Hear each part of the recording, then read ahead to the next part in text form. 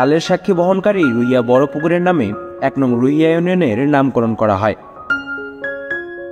ঠাকুরগাঁও সদর উপজেলার একটি ঐতিহ্যবাহী বাণিজ্যিক অঞ্চল হল রুইয়া ইউনিয়ন।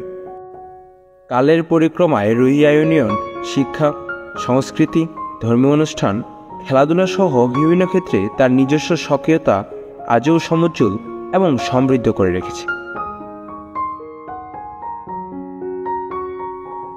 রুইয়া বাংলাদেশের রংপুর বিভাগের ঠাকুরগাঁও জেলার অন্তর্গত একটি ইউনিয়ন। এটি ঠাকুরগাঁও জেলা সদর থেকে প্রায় 15 কিলোমিটার দূরে অবস্থিত। এই সদর উপজেলা থেকে যোগাযোগের অন্যতম মাধ্যম হল সিএনজি বা অটোরিকশা। এই ইউনিয়নের আয়তন প্রায় 15 বর্গ মাইল জুড়ে বিস্তৃত। এর লোকসংখ্যা প্রায় 31,000 জন।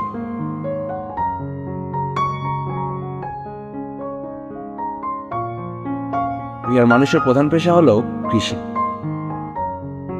ইউনিয়নের উৎপন্ন প্রধান ফসল হল ধান, গম, ভুট্টা এবং এর পাশাপাশি বর্তমানে ব্যাপক হারে চাষ হচ্ছে কাঁচামরিচ।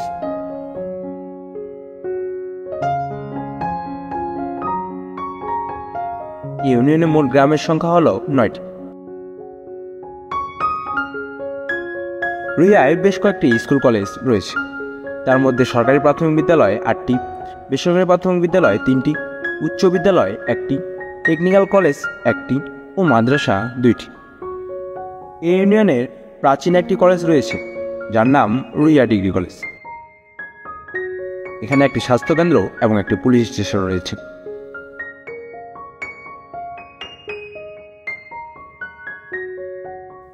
রুইয়া ইউনিয়নের ঐতিহাসিক বা পর্যটন কোনো স্থান নেই।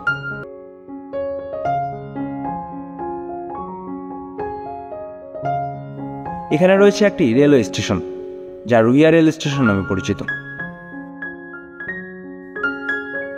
1928 সালের 8ই মে প্রথম চালু করা হয় এই রেলওয়ে স্টেশনকে। আগে এই লাইন দিনাজপুর পর্যন্ত ছিল, যা পরবর্তীতে রুইয়া হতে পঞ্চগড় পর্যন্ত বর্ধিত করা হয়।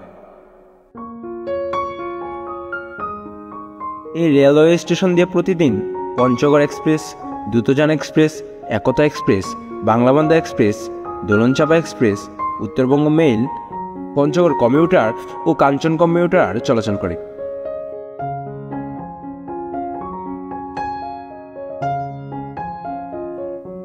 রুইয়ার মানুষ বন্ধুত্বপূর্ণ এবং খুবই শান্তশিষ্ট প্রকৃতির। তারা তাদের সংস্কৃতি ও ঐতিহ্য নিয়ে গর্বিত।